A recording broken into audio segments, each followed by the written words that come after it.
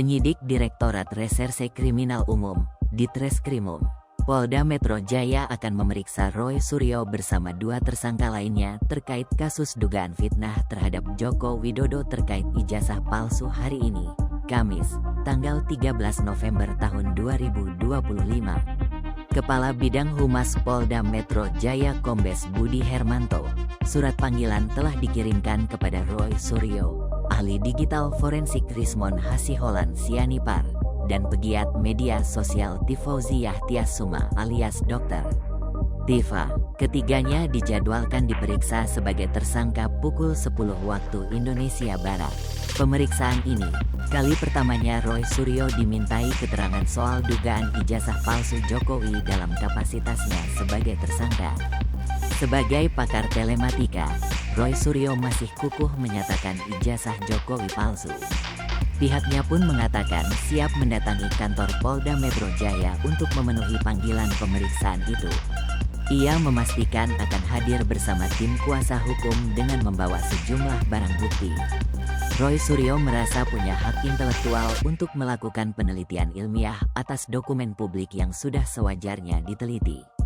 Data-data yang ia klaim sebagai bukti ijazah Jokowi palsu juga telah ia rangkum dalam sebuah buku berjudul Jokowi's White Paper. Buku tersebut akan dibawanya menuju Polda Metro Jaya. Sebagai warga negara yang baik, Roy Suryo mengaku akan mengikuti segala proses hukum yang berlaku. Dirinya meyakini pemanggilan ini baru bersifat pemeriksaan, bukan penahanan. Roy Suryo pun berharap ada keadilan hukum yang diberikan kepadanya selama pengungkapan kasus ini. Kubu pelapor ingin Roy Suryo langsung ditahan. Relawan Jokowi, selaku pelapor kasus tudingan ijazah palsu, berharap Roy Suryo langsung ditahan setelah diperiksa. Harapan itu disampaikan pelapor saat mendatangi Polda Metro Jaya, Rabu, untuk menyerahkan surat penetapan status tersangka terhadap Roy Suryo JS. Tak hanya Roy Suryo, Sekjen Peradi Bersatu, Ade Darmawan, juga menginginkan agar Rismon Sianipar dan Dr. Tifa ikut langsung ditahan setelah diperiksa sebagai tersangka pada Kamis besok. Permohonannya ini bahkan juga telah disampaikan pihak penyidik Polda Metro Jaya secara langsung.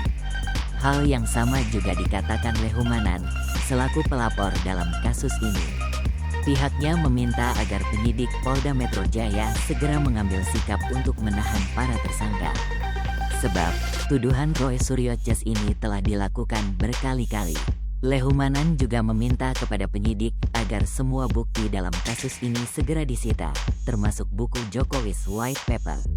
Kendati demikian, Lehumanan menjelaskan pihaknya tidak melakukan intervensi kepada penyidik Polda Metro Jaya terkait pengungkapan kasus ini. Download Tribun X sekarang, menghadirkan lokal menjadi Indonesia.